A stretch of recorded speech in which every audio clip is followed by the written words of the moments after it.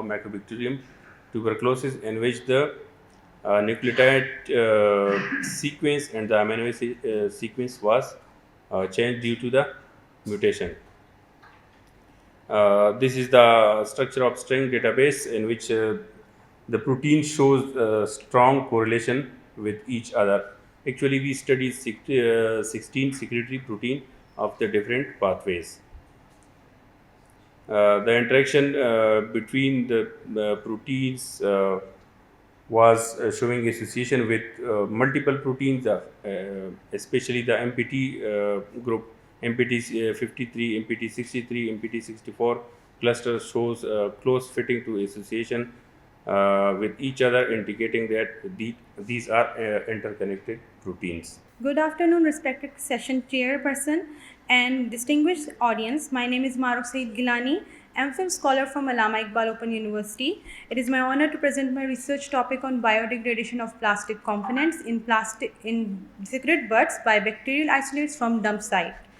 Cigarette butts are the most common litter worldwide, with nearly 5 trillion discarded each year. These filters are made up of cellulose acetate, a synthetic plastic that does not degrade naturally. Over time, these filters fragment into microplastic, which can disperse into air, soil, and water. Each bud contains more than 7,000 toxic chemicals, including arsenic, lead, and nicotine, which can contaminate the soil, water, and even living organisms. Conventional disposable methods like landfilling, incineration, or recycling are ineffective. This is why we are moving forward to the microbial biodegradation. To conclude, indigenous bacterial isolates, especially Bacillus subtilis and Bacillus cereus and fatty Bacillus arsenic, effectively degraded cellulose acetate over 90 days. FTIR confirmed functional breakdown, and SEM, which is scanning electron microscopy, showed surface damage. For future, we aim to optimize, test microbial cortosia, study degradation related genes, and scale up for practical waste management. Assalamu alaikum. My name is Ikra Khalik, and I'm a student of MPhil Microbiology and Molecular Genetics from Department of Biology, Allama Iqbal Open University. I'm going to represent my research topic, that is unraveling biofilm formation in enterococci, implications for infection control. First of all, enterococcus are opportunistic pathogens. They are catalase negative, non-spore forming, and oxidase negative. They are non-motile, and they are commonly residing in the GI tract of many animals, including humans. They have the clinical relevance associated with the many virulence factors like gelatinase, hemagglutination, protease activity.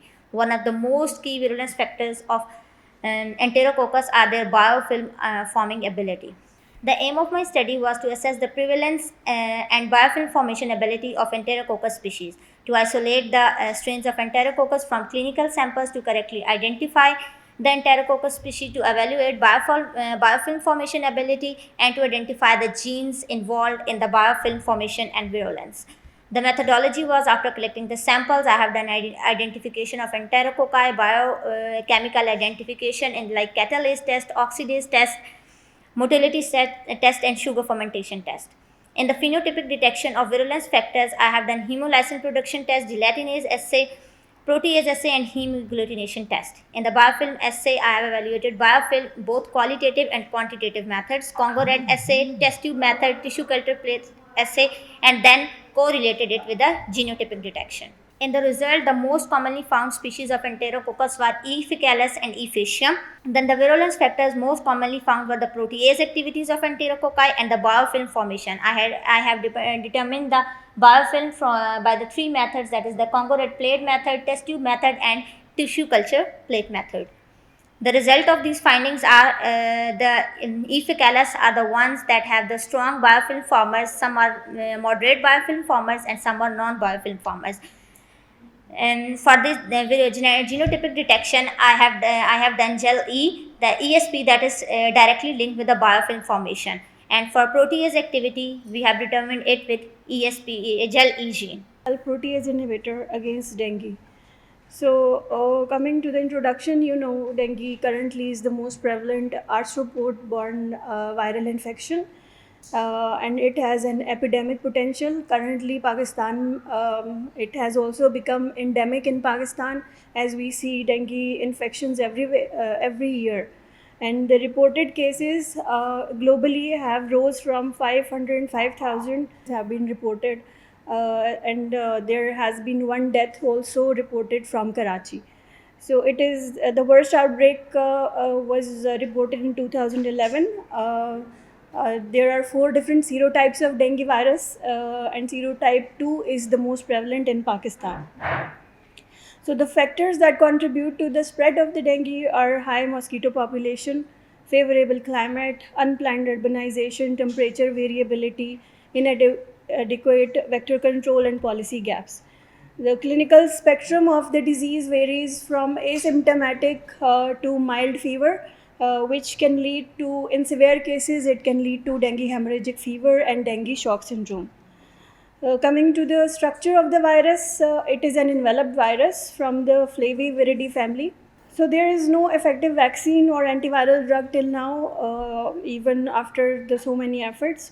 So the current study was actually designed to test the antiviral potential of a host cell protease inhibitor, which is PF429242. This is the structure of this compound, which consists of a benzyl ring along with the pyrrolidone compound. So dengue virus also utilizes, in addition to the direct host cell proteases and replication machinery, it also utilizes host cell machinery for its replication. For example, the lipid pathway to produce such follicles in which it can replicate within the host cells. So in this study, we performed 2 types of antiviral assays. The first one is replicon-based assay. The replicon consists of dengue virus non-structural proteins, and the structural proteins of the virus are replaced with a luciferase reporter gene. First, the in vitro transcriptional electroporation was done in BHK cells. It was treated with the compound dilutions, and measurement was diabetic fibrillation. According to this recent data, 589 million adults are being recognized with this disease, which is representing 1 in 9 out of adult population. The International Diabetic Federation is also stating that this number is going to rise to 853 million by the year 2050. While in the 2019 year, this was projected to rise to 51 according to this data by the 2019 year. 51% increase in the global population, as well as for the Southeast Asian population, that was projected to rise to 74%. Play a significant part along with this counterpart, that is the HDL cholesterol. They both mediate the reverse cholesterol's mechanism of removing the excess phospholipids and free fatty acids and maintain the cholesterol homeostasis. The protein is encoded by the ACE1 gene, which is located on the long arm of chromosome 9 at the position 31.1 and having the 50 exons. So here, this image represents the role of ACE1 in the removal of the cholesterol efflux. So what happens is that this one key protein takes up the phospholipids or the free fatty acid, and then it transfers it to apolipoprotein, which actually forms the nascent HDL particles, and this further leads to esterification of the phospholipids, and this is further led to for the further processing in the liver. So the rationale of this study was to explore the ACE1 gene phenomena which might be associated with the distributed development in the adaptive patients, as there is observed a significant rise in the lipid parameters rearrangements among Pakistani individuals. So there is a very limited data in the ACE1 gene, disrupt the reverse cholesterol transport, whereas the alternate hypothesis relate that the genetic variations in the ACE1 gene don't disrupt the RCT. The research methodology was accompanied with the formal approval of the institution, ethical approval, and the selecting of the sequences, the correct sequence of the samples, and we couldn't find any mutational variants in the exon 5 of the study gene. So we recommend that in future the subjects should be recruited from the large multi-data centers, and the whole gene sequencing could be done. So the study concludes here that exon 5 depletion is not associated to disrupt the lipid efflux homeostasis among the clinical vaccine subjects of diabetic dyslipidemia. These are the references. Thank you. You are an employee there? Sir, I did my MPhil training there. So where you perform this analysis or sequencing? So we did our sequencing in our lab on the Beckman culture sequencing, center sequencing, and we did analysis by using the Bio 7.2 software that was available online freely, and we got it downloaded and have it determined with the sequence pairwise alignment. Good afternoon, honorable organizer, distinguished guest, and participant fellow. My name is Bilal Skandar. I am pursuing a bachelor's in physics at Pakistan Institute of Engineering and Applied Sciences, Pervaiz, Islamabad. It is a privilege to present my research at entitled Comparative Analysis of YOLO for helmet detection on a real-world Pakistani dataset at International Conference ICIRB 2025. Take this, and the goal of my project is to compare different YOLO models to make efficient and reliable YOLO model. So let's first of all let me know that what is YOLO. YOLO is an deep learning object-based detection algorithm that processes the images in a single pass to make it both fast and accurate. My supervisor provided me the data. It is the real-world Pakistani helmet dataset, which contains 2,300 pics, which I separated into training and testing. There are two classes in this dataset, with helmet and without helmet. I did 5 cross validation for efficient result and early stopping to prevent overfitting. Here is the result of YOLO V8. There are 4 V8 variants, and here is the key metrics on which I determined that our model is best or not. This is the precision, and these are all at the last column. There is all the average of all the precision metrics, and here is the confusion matrix, which tells the relation between the predicted and the actual images. That here is the predicted true is the with helmet, and model also train these 461 pics that this is the also true. And the bar chart also shows that these are the 4 different variants, and bar chart differentiate that which model shows the best. Because of the shortage of time, I can't explain it. At this slide I compare all the YOLO models, and I concluded that YOLO V8M is the most efficient and reliable model, while the larger ones provide heavy computational and large data. So V8M is the medium, so it gives a better result. And here is the YOLO V11, which is the latest model, 11 and 12. These are the detection metrics, and all shows 0.9 mean. As we know, wheat is a critical staple crop, but its productivity is diminishing by nearly 30% due to different biotic and abiotic stresses. The question for us as a scientist is, how do we ensure yield stability in the face of a changing climate? The answer we believe lies not only above ground but also below ground. For a plant, the root system is its lifeline. It is the primary interface for water and nutrient acquisition, and this is why enhancing the root system architecture, specifically traits like root length, is now a major priority for building climate resilience. And this brings us to the core of our research product, to find the genes that control root length in wheat.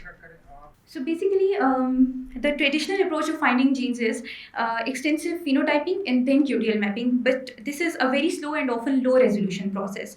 So to overcome this, we use an efficient method known as bulk segregation RNA-seq, which combines 2 methods, bulk segregation analysis and RNA sequencing. This is powerful for basically 2 reasons. First, it gives us gene expression data, and secondly, it allows us to identify thousands of genetic markers, including SNPs, directly within our expressed genes. So by comparing the SNP frequency, we can directly pinpoint the genomic regions which are associated with a trait of interest. Basically, this is the integrated workflow of our research work. Firstly, we screened 10 diverse wheat varieties, and then from those wheat varieties, we did high throughput phenotyping using Rhizovision Imager and Rhizovision Explorer platforms for calculating all the root traits. This is a serious issue in Pakistan, and we have to act upon it. And these are some of the species which are on danger due to the climate change. And today I will focus on two species. We will take one species from the high altitude and one species from lowland. For example, if you talk about York, which is the king of mountains and lifeline for the local communities in high mountains, and it cannot survive in temperature more than 15 degrees Celsius. So if the temperature is increased, there is danger on this animal, especially on its physiology, and also due to the severe floods, there is a danger of habitat loss. And if you talk about the lowland animals, for example, cattle and buffalo, for example, the central Punjab is the richest region in terms of buffalo population in Pakistan, and that area is severely affected in Pakistan due to the floods. So cattle and buffalo and sheep and goat, they are also on the facing the effects of climate change. If you talk about the usefulness of York, York is Bos Grenians, king of mountain. Some people says it's a camel of cold region. It is you can say it is जिसको मैं कहते हैं ना ज़बरदस्त तरीके से ये adapted है वहाँ पे हाई माउंटेन्स हैं हापोक्सिया के सीज़न में लो ऑक्सीजन लेवल पे भी ये सर्वाइव करता है कोल्डेस्ट टेम्परेचर पे सर्वाइव करता है इवन -20-25 पे भी सर्वाइव करता है still it is giving us milk giving us meat giving us wool and also the power because Pakistan Army is also using this animal for transportation along with the local people and gives us food, milk, power, meat, jewelry and pots are also made. And if you see the effects of climate change on animals, first effect which is on the physiology of animal. If the physiology of animal is disturbed, its milk production is going to be affected. Its meat production is going to be affected, its hormones are going to be affected, its reproductive efficiency is going to be affected. So everything is affected with the rise in temperature. So climate change is adversely affecting animals and animals' productions. And our research group is focused on to mitigate these challenges, and our limited role is will be presented here. Our research group is actively working on genomics of different animals, and at the moment we are having the largest DNA bank of Pakistan, and we are focusing on cattle, buffalo, sheep, goat, York, pigeon, trout fish, and if you talk about the wild animals, we are working on the markhor, and recently we and ending up in the mouth of Arabian Sea, and that pocket, that region where there is an intermingling of you can say fresh water and salt water, that region is known as an estuary, and that estuary is mostly confined to the Nawab Shah coastal area, like Keti Bandar is famous for that estuary. So the delta mostly widened, especially at the Kot Sabzal, at the Son Miani, Machka towards the Sadakabad area, and from that, or you can say from the Kashmir area. Kashmir के आपने डाकू भी सुने होंगे, dacoits are very famously present in that riverine forest. So this is a region where there is a existence of the riverine forest. Riverine forest means when there is an inundation of water or Indus water, which mostly found during the flooding season, where there is an inundation. So these forests are actually irrigated by the use of this fresh water. So here you can see the desi kikar. Although I am taxonomist, mostly I prefer to talk in in technical term like Acacia nilotica. And then we have Prosopis cineraria, and then Prosopis juliflora. Desi kikar or jungli kikar, these are very common. And then we have Shisham, Dalbergia sisu, in such territories. So most of these species are existing in. Then Arabian Sea, it has again uniqueness. Look at this picture. This picture is indicating the surface area covered by different, you can say, forest types or different kind of entities. Like majorly, we have 36% proportions are known as rangelands. Anybody can explain what is a rangeland? Any idea? What are rangelands, especially students? Rangelands are those entities which cannot be converted into agriculture land, and these are also known as a grazing land. Charaga, yeah, in Urdu we call them as a charaga because these are undulating nature. The topography is uneven, even the water is not available for the agriculture purpose or cannot be converted into agriculture. Like deserts, like mountains, these are the regions where these are the regions we can call them as rangelands. Then on 33% area are barren mostly. Now this figure could be even reduced because of our different activities like land mafia what ever it is. आप देख ही रहे हैं कि मुल्क में ज़्यादातर इस पे काम हो रहा है. Then 26% area is covered with the agriculture and 5%, although this 5% is not correct one, maybe we have 4% at the moment.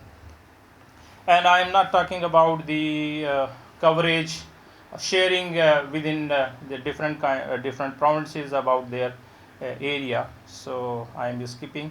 So you can see the beauty on which I am talking about, like biodiversity of Pakistan.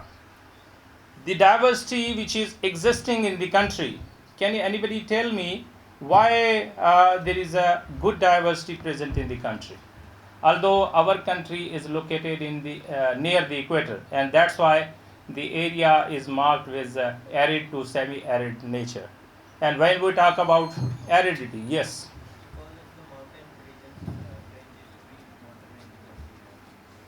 Still it's not clear. एक और भी factor है. Mountains are there. Deserts, it has peculiarities. It has distinctness. It has diversity of flora, which is not sharing, which is not present in any of the territory. These are unique plants, are unique featured plants, which are not even present in any of the other ecological reason. एक और reason है कि जिसकी वजह से हम कहते हैं कि जी diversity क्यों है.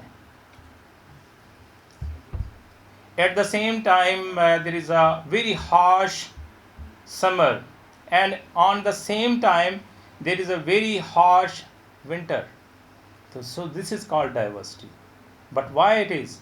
When we talk about its, if it is located near equator, it should be hot in nature. The country should be marked as a hot. But why it is different? Why it is, diverse? The reason is, time बचाने के लिए क्योंकि वो नहीं है. The reason is we have diversity of elevations. We have elevational changes, elevational ranges. It starts from zero elevation and up to the more than 10,000 meter elevation. So that elevation is triggering or affecting the diversity of ecological regions. Like in the lower regions or lower elevation, the temperature is very hot.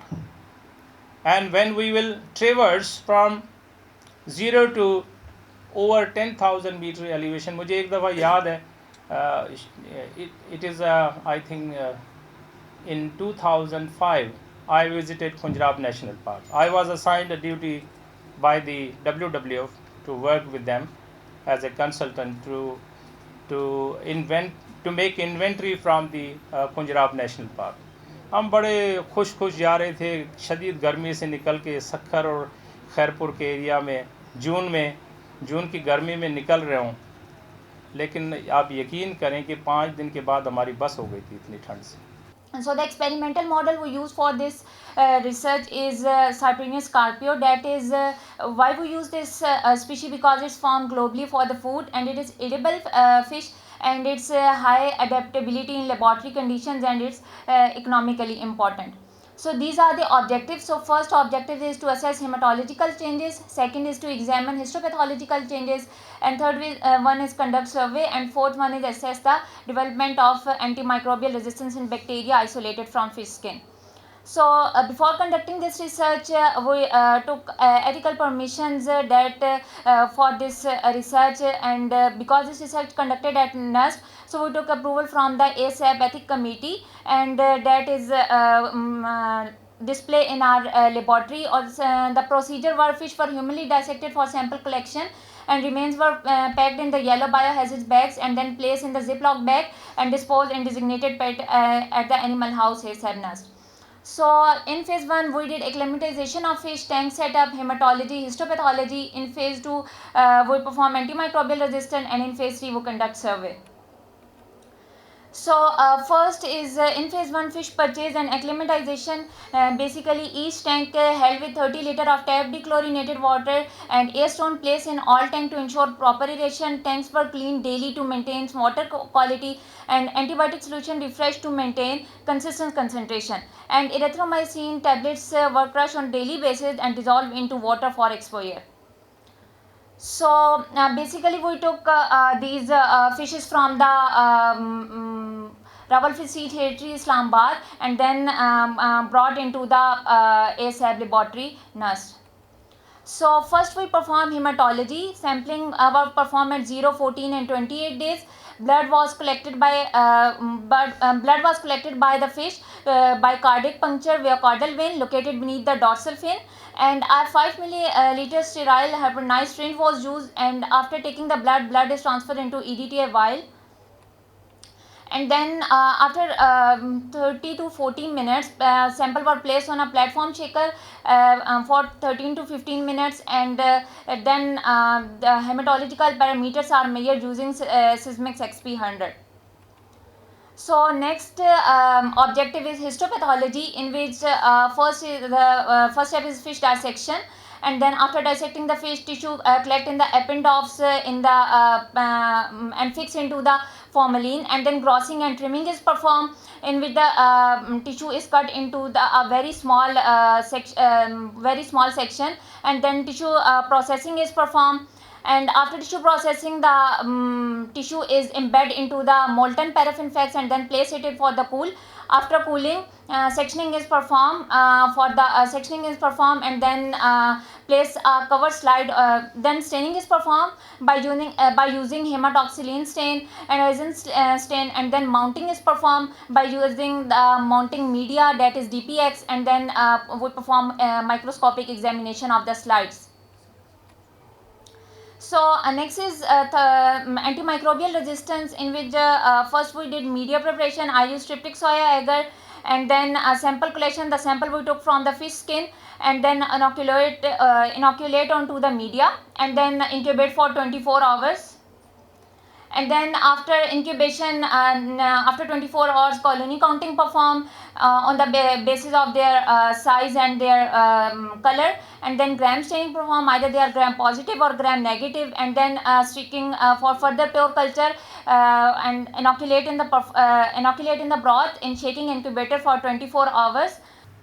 My name is Ibrahim Akram, and I am an MS graduate of the National University of Sciences and Technology, Islam. It is both an honor and a privilege to stand here today, and I would like to begin by extending my sincere gratitude to the organizers of this conference for accepting my abstract and providing me with the opportunity to present our work on such a prestigious platform.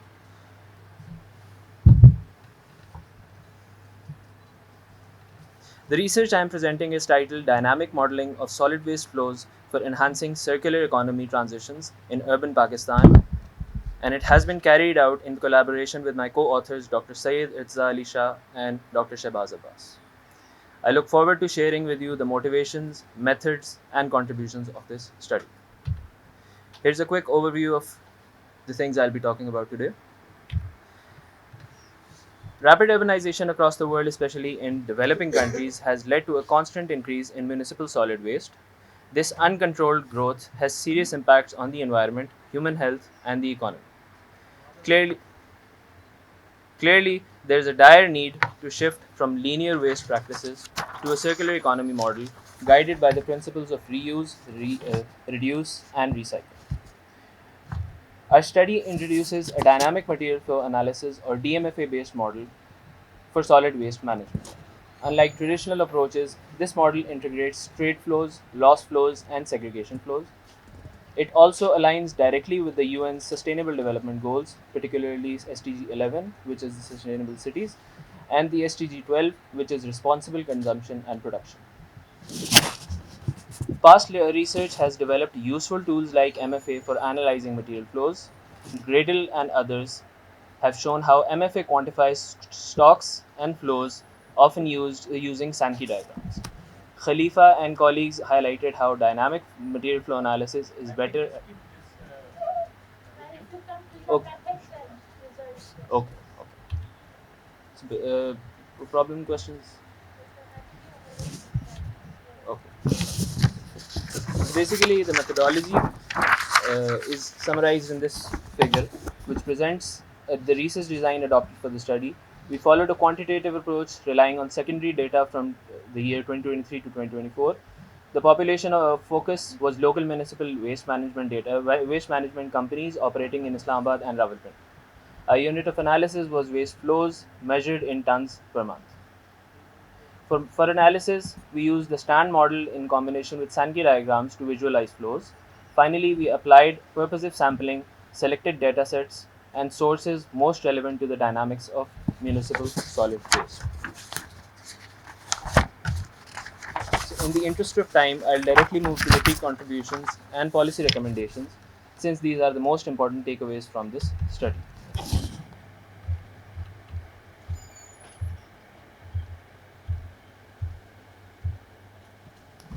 To move forward, we propose enforcing segregation at source with initiatives like color-coded bins and awareness campaigns, formalizing and integrating informal recyclers to their systems with incentives and training, using DMFA-based modeling for municipal planning and decision making, investing in digital tracking and data systems to support real-time monitoring of waste flows. In conclusion, this study demonstrates that DMFA can identify up to 20% of recoverable waste, which is currently static, and the system overlooks it. It is the first attempt to integrate Monte Carlo simulations with dynamic material flow analysis in Pakistan's solid waste management context. And it provides a replicable framework that can support circular economy transitions in other developing urban contexts as well. As with any study, there are some limitations associated with this study too. Our model depends on the available data sets and was limited to cities Islamabad and Rawalpindi due to favorable administrative reasons. For future, we recommend expanding the DMFA to a larger scale and linking it with life cycle assessment and carbon impact tools to provide a more holistic insight. To conclude, our study shows a dynamic MFA combined with Monte Carlo simulations, which offers a practical and replicable pathway to improve waste management and support Pakistan's circular economy transitions, which brings me to the end of my presentation. As my colleagues have told you that we have synthesized silver nanoparticles by chemical reduction method. First of all, we have to test their antibacterial activity. For that, we have to confirm their formation. And for that, we have performed UV visible spectroscopy. That shows the graph in the screen. It is the XRD results that we have got by silver nanoparticles. That shows that the silver nanoparticles formed are crystalline in nature and highly densely packed. Then we characterize silver nanoparticles by SAM and EDX. That tells us about the structure formation of silver nanoparticles. And the stabilizer and the combination of both stabilizers and silver nanoparticles. And we have got tremendous results, which is shown graphically in this slide. As you can see, in the first part is of CDAB in both bacteria, E. coli and Pseudomonas, and that is limited. But we got results by silver nanoparticles, but the result got by silver nanoparticles in combination with CDAB is drastic.